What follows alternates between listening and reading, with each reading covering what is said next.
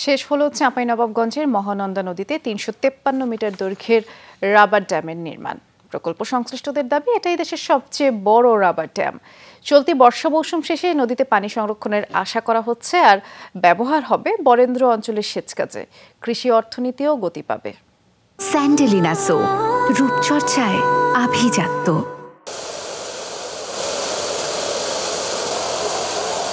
মহানন্দা নদীতে rubber dam, এটির দৈর্ঘ্য ৩৫৩ মিটার। এরই মধ্যে শেষ হয়েছে নির্মাণ কাজ। ক্যাপ্টেন জাহাঙ্গীর সেতুর ৫০০ মিটার ভাটিতে নির্মিত হয়েছে রাবার ড্যামটি। প্রকল্পটি যৌথভাবে বাস্তবায়ন করছে দেশীয় দুটি প্রতিষ্ঠান। ব্যবহারও হয়েছে দেশীয় প্রযুক্তি। ব্যয় হয়েছে ২৪৬ কোটি টাকা।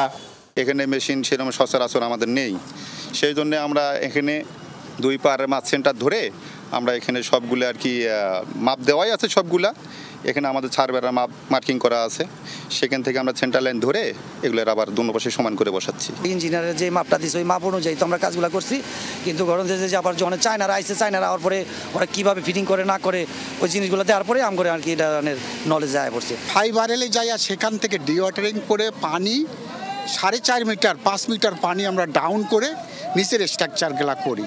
ওয়াটার বোর্ডের এটা 7 নম্বর রাবার ড্যাম, আর এটা হচ্ছে বাংলাদেশের বর্তমানে সবচেয়ে বড় রাবার ড্যাম। এটার দৈর্ঘ্য হচ্ছে ৩৯৫ মিটার, আর এটা 6 ভ্যান্ডের রাবার ড্যাম।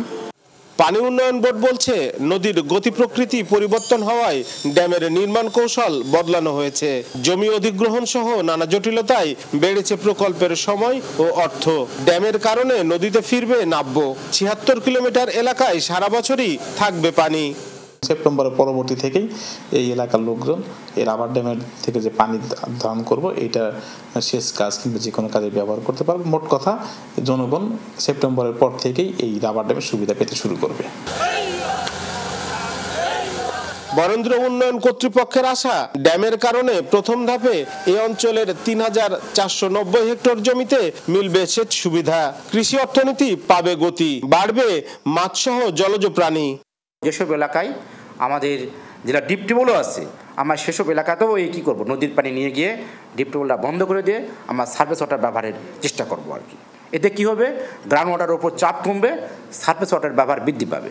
২০১১ সালের ২৩ এপ্রিল চাঁপাইনবাবগঞ্জের এক জনসভায় রাবার ড্যাম নির্মাণের প্রতিশ্রুতি দেন প্রধানমন্ত্রী শেখ হাসিনা। ২০২১ সালের ১ নভেম্বর শুরু হয় কাজ। চলতি বর্ষা শেষে পানি সংরক্ষণের আশা রয়েছে। মনোয়ার হোসেন জুয়েল, যমুনা নিউজ, চাঁপাইনবাবগঞ্জ।